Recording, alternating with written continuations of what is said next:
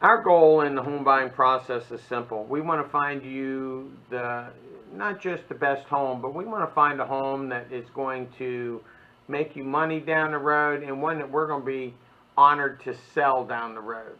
Not one that worked for you now and it's going to be impacted down the road. We want to find the right home for you. We want it to work well for you, want it to work well for your family, want it to be something that you're delighted with, because if you're delighted with the home, that means you're delighted with us and you'll recommend us. Our role is to explain the process to you. My belief is that we're not going to push you into something. We want to teach you. We want to teach you the process as you go down the road.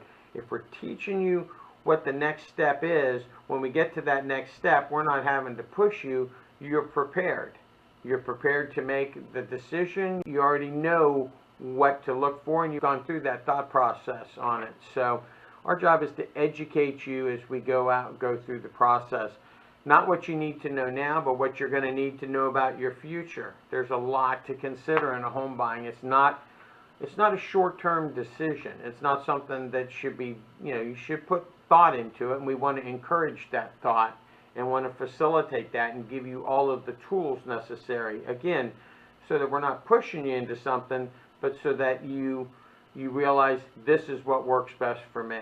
We work as a buyer's agent, although when we work as a buyer's agent, we're not going to ask you right off the bat to sign an agreement to lock you into us. You'll want to do that at some point. You'll realize the value that we bring. It's our job to look after you. It's not just to educate you, but it's to look after you throughout the process and look after you in the years to come and help you with ahead of time. We're paid by the sellers, but we work for you. And when I say we're paid by the sellers, meaning that the sellers in the MLS offer a brokerage fee to the buyer's agent. It's paid for by the seller, but our contract is technically with you. You won't see the contract until we find the right house, and then we have to formalize our agreement on that. Loyalty is a big thing. We're investing time, we're investing money, but certainly a lot of time in preparing. When we go out, and we may spend an hour looking at houses, but it takes us 2 or 3 hours to prepare that and set that up.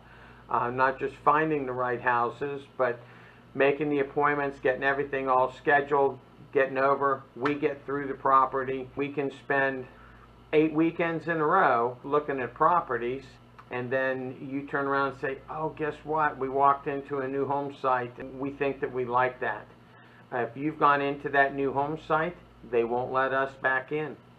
They will cut us right out. They don't want a realtor as part of that transaction if they can help it. They don't want someone overseeing and helping you advise on what's the right lot and things to factor into that, or holding their feet to the fire, or contractual problems, any of that kind of stuff.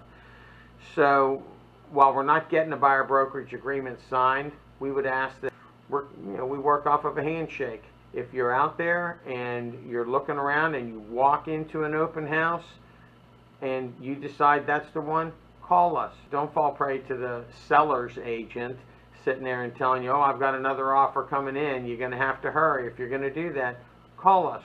We will get you through that. Likewise, if you want to go to a new home site, don't sign in on anything. Just, write our name. Write down Spencer Marker on there. When they ask who that is, say, you can call my agent. He'll be able to reach us. Put my email down on there. And they may. And there's nothing wrong with new homes in some cases, but there's certainly ones to watch for.